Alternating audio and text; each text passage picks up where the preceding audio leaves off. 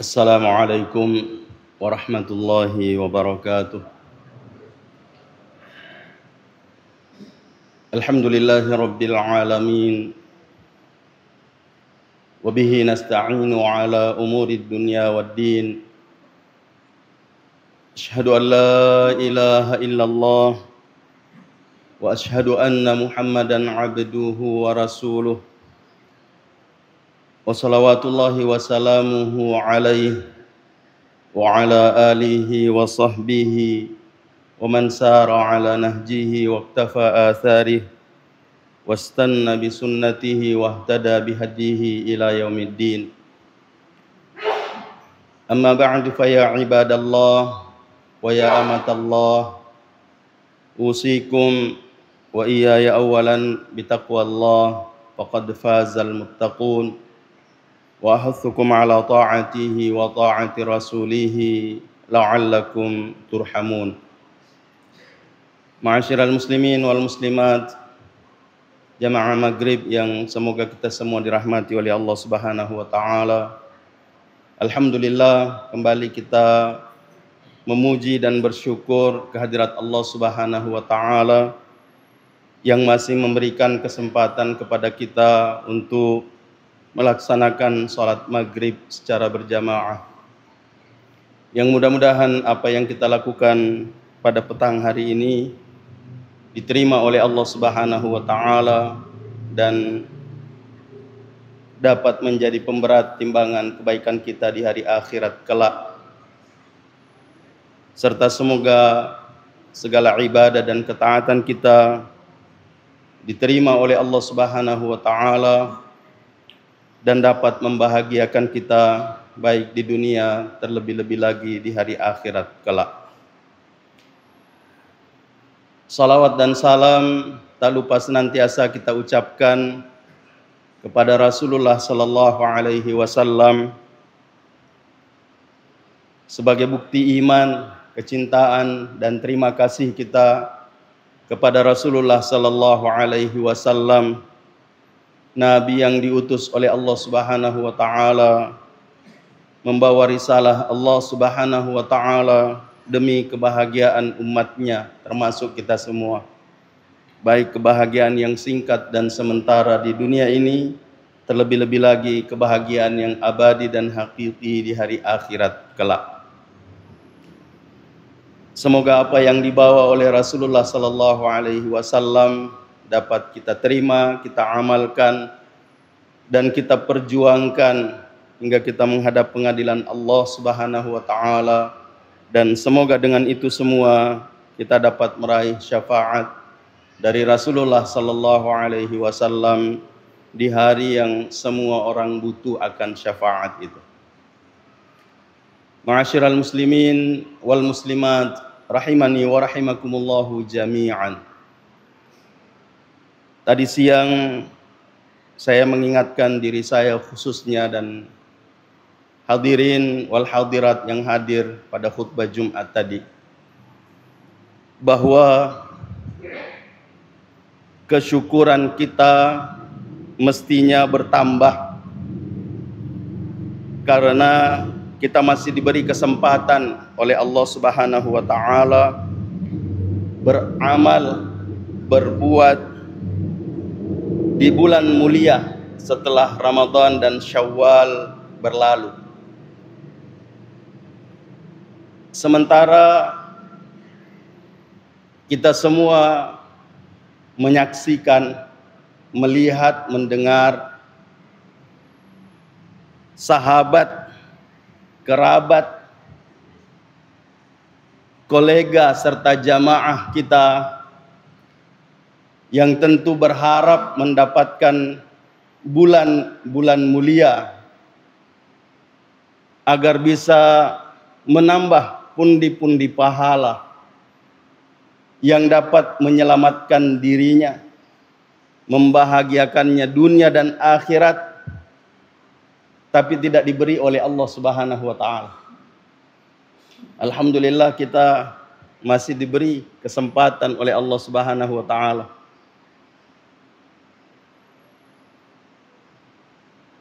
Sebelum saya melanjutkan, saya ingin menyampaikan sedikit khususnya tentang jamaah haji yang berangkat tadi malam ke Makassar atau ke Sudiang. Salah satu di antara jamaah ini ada alumni Al-Markaz Darul Istiqamah yang sejatinya seharusnya berangkat bersama bapaknya. Karena bapaknya mendaftar bersama ibunya, tapi ibunya berpulang ke rahmatullah, sehingga dia menggantikan ibunya.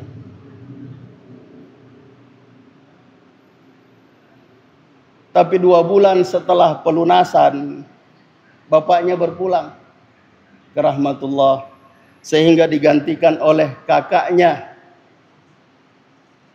yang juga perempuan. Akhirnya berangkat. Tentu kita bisa merasakan,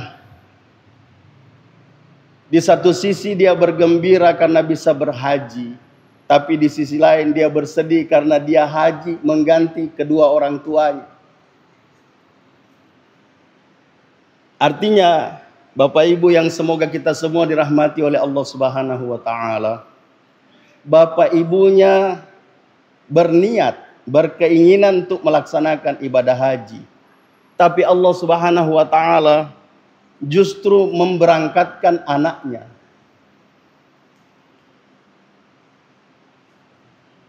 Ini adalah contoh bahwa tidak semua yang kita inginkan, meskipun itu kebaikan, bisa kita lakukan. Karena yang menentukan bisa atau tidaknya kita melakukan itu adalah Allah Subhanahu wa taala. Sehingga ketika Allah Subhanahu wa taala memberikan kesempatan kepada kita untuk bisa berbuat,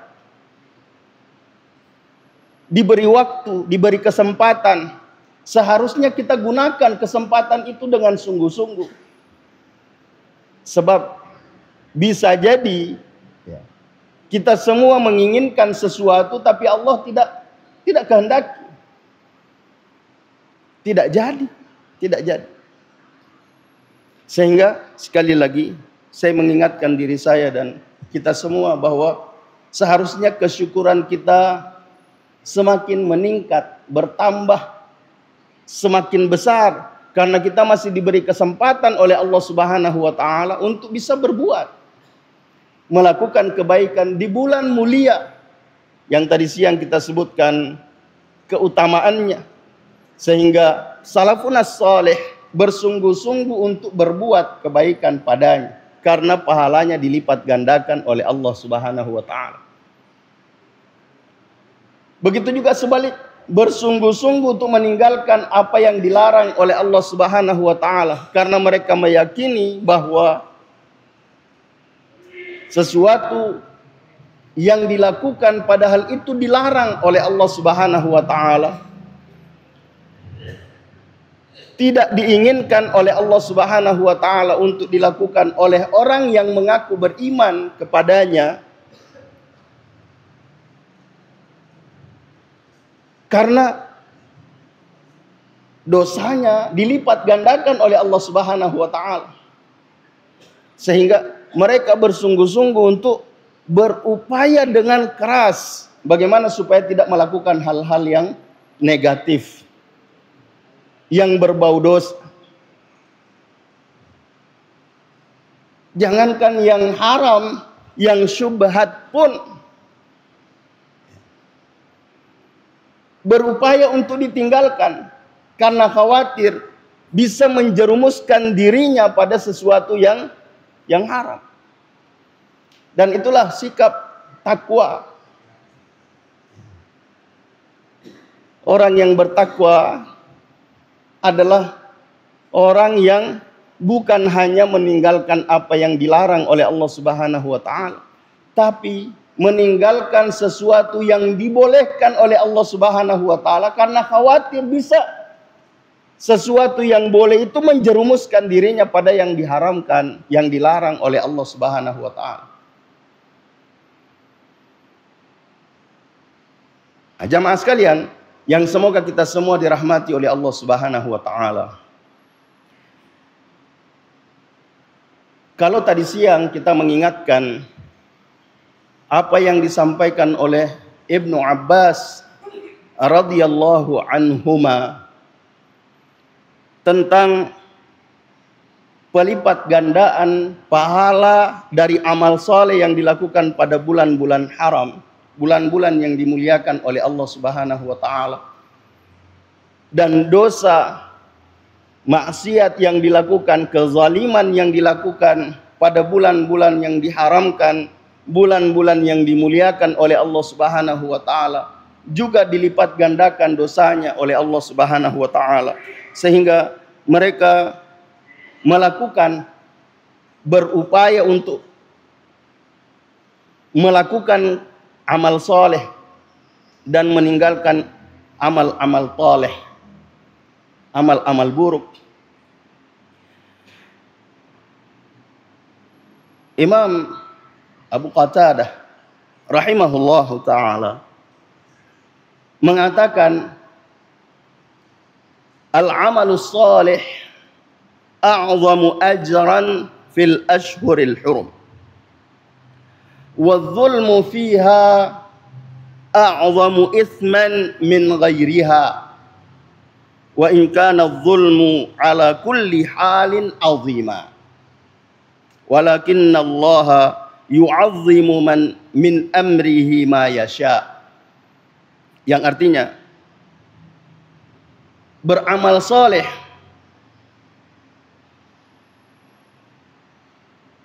pahalanya besar di bulan-bulan yang dimuliakan oleh Allah Subhanahu wa taala. Dan kezaliman pada bulan-bulan yang dimuliakan oleh Allah Subhanahu wa taala besar dosanya daripada dosa yang lain yang dilakukan pada bulan-bulan selain bulan yang dimuliakan oleh Allah Subhanahu wa taala. Meskipun kezaliman apapun bentuknya, itu semua adalah merupakan sesuatu yang tidak disukai oleh Allah Subhanahu wa taala. Seperti yang kita jelaskan tadi siang bahwa Allah menetapkan 12 bulan. Dan Allah menetapkan dari 12 bulan itu 4 bulan yang dimuliakan. Dan Allah mengatakan, fala tazlimu fihinna anfusakum. Maka janganlah kalian menzalimi diri-diri kalian padanya. Bukan berarti kita boleh melakukan kezaliman pada selain bulan yang 4 ini. Untuk kesekian kalinya kita mengingatkan bahwa kezaliman itu diharamkan oleh Allah Subhanahu wa taala pada semua bulan. Allah mengharamkan kezaliman pada dirinya, sebagaimana yang disebutkan dalam hadis qudsi yang diriwayatkan oleh Imam Al-Bukhari. Ya ibadi, inni haramtu dzulma ala nafsi wa ja'altuhu bainakum muharraman fala tadzalamu. Wahai hambaku, sesungguhnya aku mengharamkan kezaliman atas diriku dan aku jadikan kezaliman itu haram atas kalian, maka janganlah kalian saling menzalimi. Artinya kezaliman itu haram di semua bulan. Ya, seperti yang disebutkan oleh Abu Qatadah ini, bahwa kezaliman yang dilakukan pada bulan-bulan yang diharamkan oleh Allah Subhanahu wa taala itu lebih besar dosanya daripada kezaliman yang dilakukan di luar bulan-bulan haram.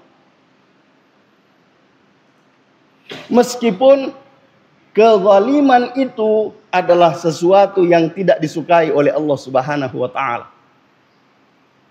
Walakinna Allah yu'azzimu min amrihi ma yasha. Akan tetapi Allah Subhanahu wa taala membesarkan hukumannya terhadap perkara yang Dia kehendaki. Sehingga jamaah sekalian yang semoga kita semua dirahmati oleh Allah Subhanahu wa taala, bagaimana salafun saleh menyikapi, berbuat, beramal pada bulan-bulan yang dimuliakan oleh Allah Subhanahu wa taala itu. Ibnu Mas'ud radhiyallahu anhu mengatakan bahwa al-mu'minu yuwaqqiru ma waqqara Allah wa yu'azzimu ma 'azzama Allah wa yajtanibu adh-dhulma fil ashhuril lati nahallahu 'anil dhulmi fiha. Orang yang beriman senantiasa memuliakan apa yang dimuliakan oleh Allah Subhanahu wa taala, dan mengagungkan apa yang diagungkan oleh Allah Subhanahu wa taala, dan senantiasa menjauhi pada bulan-bulan yang dimuliakan oleh Allah Subhanahu wa taala apa yang dilarang oleh Allah Subhanahu wa taala padanya. Jadi kalau dalam ayat yang menjelaskan tentang Ashhurul Hurum yang 4, Allah Subhanahu wa taala mengatakan fala tadzalamu fihinna anfusakum, fala tadzlimu fihinna anfusakum, maka janganlah kalian menzalimi diri-diri kalian padanya. Artinya Ibnu Mas'ud mengatakan, kalau Allah mengatakan jangan kamu melakukan kezaliman, menzalimi dirimu pada bulan-bulan yang diharamkan oleh Allah Subhanahu wa taala, sebagai orang yang beriman hendaknya kita menjauhi itu. Karena Allah memuliakan, Allah mengagungkannya, sehingga kita sebagai orang yang beriman juga memuliakan dan mengagungkan apa yang dimuliakan dan diagungkan oleh Allah Subhanahu wa taala, dan berusaha untuk menjauhi apa yang dilarang oleh Allah Subhanahu wa taala padanya. Kemudian yang lain mengatakan, Ibnu Rajab Al-Hambali rahimahullahu taala mengatakan bahwa kana salafu, dahulu para salafun salih, yu'azzimuna al-ashhurul hurum atau yu'azzimuna al-ashhurul hurum wa yukthiruna fiha min at-ta'at. Dulu para salafun salih mengagungkan bulan-bulan yang dimuliakan oleh Allah Subhanahu wa taala dan memperbanyak ketaatan padanya, banyak melakukan ketaatan padanya. La siyamas siyam, terutama puasa.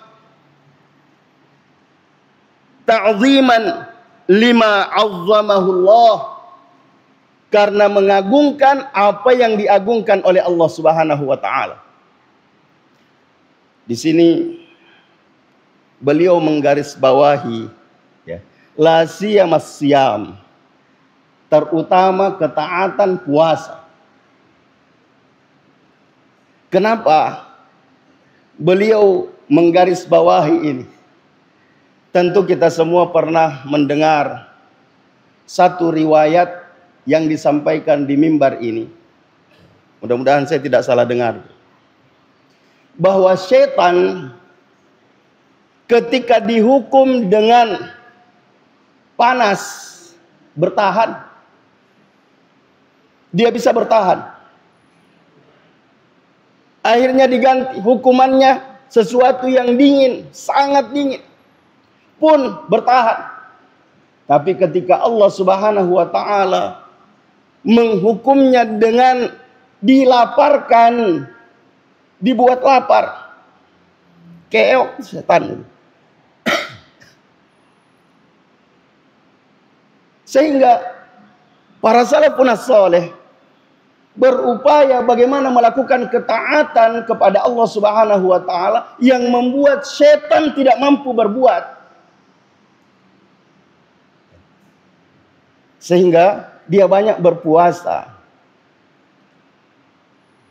Kalau kita ya cukuplah Senin Kamis. Ya. Sudah sering kita ingatkan bahwa sebenarnya puasa sunnah yang disebutkan oleh Nabi itu adalah opsi, ya, yang boleh dipilih. Tapi koelo ki pugau manang terserah. Karena ada sahabat mau puasa setiap hari. Tapi Nabi mengatakan jangan, berat itu. Ya, berat. Sehingga diberikan pilihan, puasalah Senin Kamis atau sebelumnya, puasalah 3 hari dalam setiap bulan. Berpuasa setiap bulan 3 hari. Yang sering saya sampaikan adalah mau dimulai 1 hari di hari pertama, 1 hari di pertengahan, 1 hari di terakhir, pokoknya 3 hari.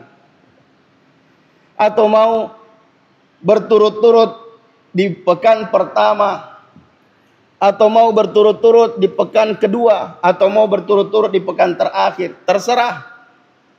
Yang penting 3 hari. Ya.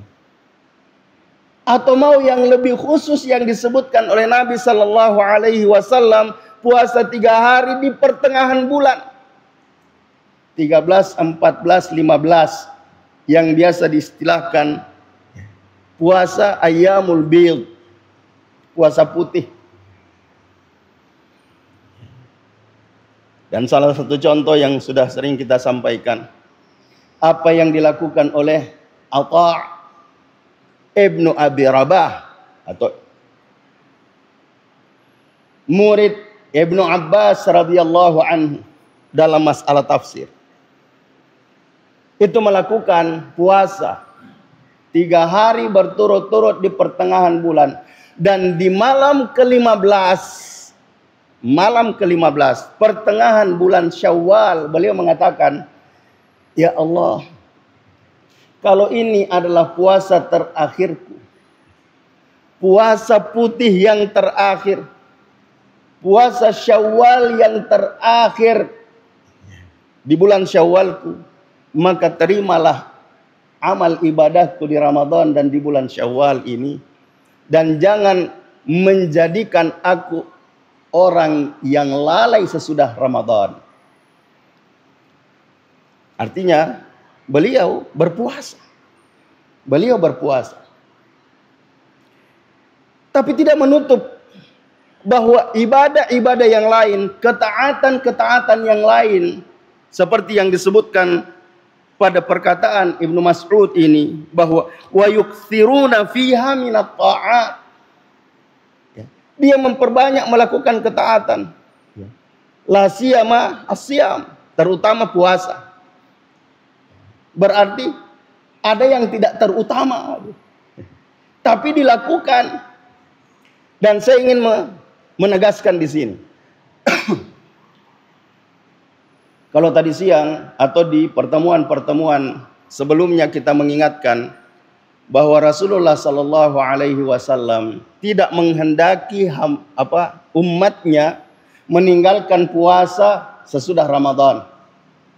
Jadi jangan sampai kita berhenti Ramadan habis ya. Berlalu Ramadan, tadi siang saya mengatakan, syapu ki Ramadan, ramalange emang datoni ma puasa. Bahkan engkau seleta ramalamu pinadekna na sepuasa. Ya. Ramalamu pinadekna na puasa. Istilah yang sering saya sampaikan di Ramadan itu, ya, bahwa ada saudara kita, baik laki-laki ataupun perempuan, yang tidak ada uzur syar'i. Ya beda kalau perempuan yang ada uzur syar'inya memang terlarang untuk puasa. Karena ada halangan. yang datang setiap bulan. Tapi terkadang ada perempuan tidak ada halangan, tidak datang bulan, tapi tidak puas. Tidak puas. Emang puasa si matu dek na sempajang. Ya istilah yang sering kita sampaikan. Ada saudara kita yang puasa di Ramadan tapi tidak sholat. Sehingga apa yang disampaikan oleh Nabi Sallallahu Alaihi Wasallam bahwa mengikuti puasa 6 hari di bulan Syawal setelah berpuasa Ramadan, ini pahalanya luar biasa. Ini adalah tuntunan agar kita tidak berhenti puasa meskipun Ramadan sudah berlalu. Sehingga salafun saleh, ya seperti yang kita sebutkan tadi, bukan hanya Atha. Murid Ibnu Mas'ud juga sama. Melakukan ibadah puasa di bulan Syawal dan berharap untuk bisa melakukan ibadah-ibadah puasa sesudahnya. Dan bukan hanya puasa. Ibadah sholat sunnah yang kita lakukan di Ramadan, qiyamul lail, yang biasa diistilahkan kalau Ramadan qiyamul lail adalah tarawih, yang dilakukan baik di awal malam atau di pertengahan malam atau di akhir malam. Tapi yang banyak dilakukan oleh Nabi Sallallahu Alaihi Wasallam, jangankan salat sunnahnya, salat fardunya, salat isya kadang ditakhir. Lalu mengatakan, kalau sekiranya ini tidak memberatkan umatku, maka saya menetapkan salat isya waktunya begini. Ya. Tapi sebagian saudara kita, kalau kita berbicara masalah begini, ya, mengatakan bahwa tapi kan ulama besar itu yang melakukan salat malam di awal malam. Ya tidak masalah. Tidak masalah. Apapun istilahnya, yang jelas salat malam itu adalah salat yang dilakukan sesudah salat isya. Akhirnya sampai menjelang subuh, bahkan sampai subuh. Ya terserah kita mau pilih yang mana. Yang tentu pahalanya semakin berat, semakin besar pahalanya. Semakin besar pahalanya. Dan ini didukung dengan apa yang disebutkan oleh para sahabat. Bahwa Rasulullah Sallallahu Alaihi Wasallam kadang terlambat keluar untuk melakukan salat isya. Sehingga ada di antara kami yang tidur sampai kepalanya rapat ke lantai. Sampai mendengkur, mengorok. Dan ketika Nabi memulai salat langsung berdiri, tidak berwudu. Tidak berwudu. Artinya tidur dalam keadaan duduk tidak membatalkan wudu. Kecuali kalau ada yang kedengaran ya. Ya yang salah itu kalau dia tidur duduk, di sampingnya dengar ada bunyi, bahkan ada bau. Sana moto di paling ngerang engkau tu dendre mesu. Kira, ku sedih. Oh salah. Salah. Harus berwudu.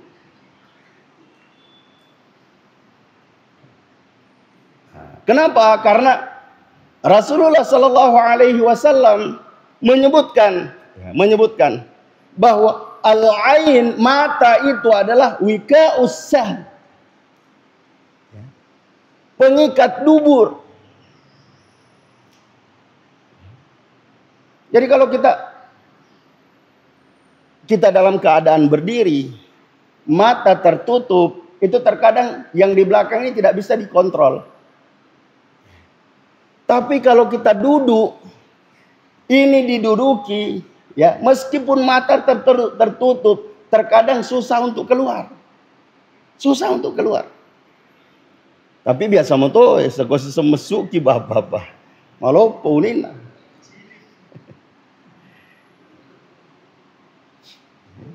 Nah ini yang bahaya ini. Nah saya ingin kembali bahwa para sahabat dan salafun saleh bukan hanya bersungguh-sungguh untuk melakukan puasa, tapi ibadah-ibadah yang lain. Seperti yang disebutkan oleh Nabi sallallahu alaihi wasallam dalam hadis yang juga kita baca tadi siang. Ya Abdullah, la takun mithla fulan, kana yaqumul lail fataraka qiyamal lail. Wahai hamba Allah, wahai Abdullah, jangan kamu seperti si fulan, ajakmu pada yanu. Bahasa kita. Kana yaqumul lail. Dulu dia sangat getol betul, sangat suka, sangat senang qiyamul lail. Apalagi di Ramadan. Ya. Fataraka qiyamal lail, tapi sekarang dia sudah tinggalkan qiyamul lail. Lepas kira malangnya lepas ton nih, pos sempaja penin. Padahal Rasulullah sallallahu alaihi wasallam mencontohkan, bahkan terkadang Rasulullah sallallahu alaihi wasallam seperti yang kita sebutkan tadi siang bahwa istaqimu walan tuhsu. Istiqamahlah. Tapi tidak ada orang yang mampu istiqamah ya, kecuali dengan izin Allah Subhanahu wa taala. Hatta Rasulullah sallallahu alaihi wasallam. Mohon maaf. Sehingga dalam syariat Rasulullah sallallahu alaihi wasallam mencontohkan kalau Nabi sallallahu alaihi wasallam luput tidak melakukan qiyamul lail, tidak melakukan salat malam, dia melakukan salat pada waktu duha 12 rakaat. Ya. Sehingga sebahagian ulama mengatakan ini termasuk mu'aqabah, ya, menghukum diri. Kalau kita tidak sholat malam, hukum diri untuk lakukan sholat duha 12 rakaat. Tidak ada witirnya. Ya ini jangankan sholat malam, sholat subuh ditinggal. Tapi tidak mau ketinggalan sholat duha meskipun hanya 4 rakaat. Ya, laitoi rekenna. Ya, lain rekenna. Aga narekeng papalo modalle. Ya, sholat duhanya hanya untuk itu. Ya, sholat duhanya hanya untuk itu. Sehingga jamaah sekalian yang semoga kita semua dirahmati oleh Allah Subhanahu wa taala. Yang terakhir, yang juga tidak kalah penting untuk saya ingatkan pada kesempatan ini, bahwa sebahagian kita dalam masalah salat terkadang tidak memperhatikan 3 hal yang sangat menentukan diterima atau tidaknya sholat itu. Bahkan sudah sering saya sampaikan, sudah sering kita ingatkan bahwa kalau ada orang yang sholatnya seperti itu kondisinya, ya, kalau dia mati dalam kondisi sholatnya seperti itu, matinya bukan atas agama Muhammad sallallahu alaihi wasallam. Siapa dia? Yaitu orang yang tidak memperhatikan gerakan sholatnya. Tidak tumakninah. Sempurna rukuknya, tidak sempurna sujudnya. Sempurna sujudnya, tidak sempurna rukuknya. Apa penyebabnya? Karena mungkin tidak pernah mengoreksi diri pada 3 masalah sholat. Dalam sholat itu ada 3 hal yang perlu diperhatikan. Pertama, gerakan. gerakan kita. Nah, ini diajari oleh Nabi Sallallahu Alaihi Wasallam. Diajarkan kepada al-musi'u salatu, sahabat yang salatnya tidak benar. Mulai dari berdirinya menghadap kiblat, bertakbiratul ihram, membaca ayat, yakni membaca Al-Quran, membaca yang mudah dari Al-Quran. Kemudian ruku sampai tenang dalam ruku. Kemudian i'tidal, bangkit dari ruku sampai dia lurus berdiri, baru sujud sampai tenang dalam sujud. Kemudian bangkit dari sujud sampai dia tenang dalam duduk antara dua sujud, lalu sujud kembali sampai tenang dalam sujud. Lalu kemudian mengatakan waf'al dzalika fi salatika kulliha. Lakukan itu semua pada salatmu, di semua rakaat. Nabi mengajari kita memperhatikan gerakan. Yang kedua, yang dicontohkan oleh Nabi Sallallahu Alaihi Wasallam, sehingga biasa disebutkan ini sunnah fi'liyah, ya, sunnah fi'liyah. Nah, ada sunnah qauliyah, sunnah bacaan yang juga diajarkan oleh Nabi Sallallahu Alaihi Wasallam. Ketika kita bertakbir, takbiratul ihram, setelah itu ada doa yang diajari oleh Nabi, kita baca. Doa istiftah atau doa iftitah. Ketika kita ruku, ada doa ruku yang diajarkan oleh Nabi. Bangkit dari ruku, ada doa yang diajarkan oleh Nabi. Sujud, ada doa yang diajarkan oleh Nabi. Dan terkadang kita semua hafal gerakan, hafal bacaan, tapi tidak memperhatikan yang ketiga, dan ini yang paling penting. Apa itu? Al-intibah fil qaul. Perhatian, pemahaman pada apa yang kita baca. Terkadang kita, ya, yang penting ruku. Apa dibaca kalau ruku? Sehingga saya ingin menutup dengan perkataan salah seorang ulama, dan ini ulama kontemporer. Beliau mengatakan, tusalli bila qalbin salatan bimithliha yakunul fata mustawjiban lil uqubah. Engkau salat dengan tanpa hati.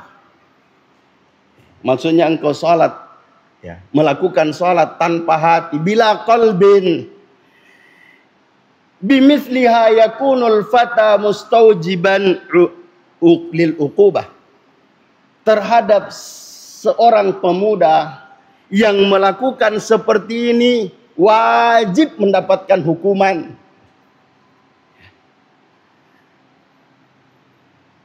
Tudhillu wa qad atmamtaha ghaira alimin turidu ihtiyatan rak'atan ba'da rak'ah. Kamu melakukannya dan menyempurnakannya tanpa mengetahui. Kamu menambah dengan sungguh-sungguh rakaat demi rakaat. Tukhatibuhu iyyaka na'budu muqbilan ala ghairihi. Kamu membaca iyyaka na'budu, tapi kamu menghadap kepada yang lain. Maksudnya, kamu membaca iyyaka na'budu, hanya kepadamu kami menyembah, tapi hatimu di mana? Perhatianmu di mana? Lalu beliau melanjutkan dengan mengatakan, li ghairi darurah,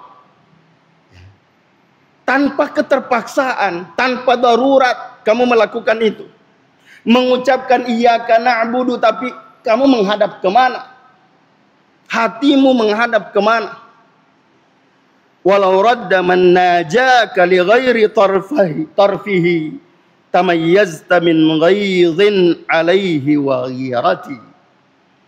Tentu kalau ini dikembalikan kepada dirimu, bahwa ada orang yang berbicara kepadamu tapi dia menghadap kemana, tentu kamu merasa marah.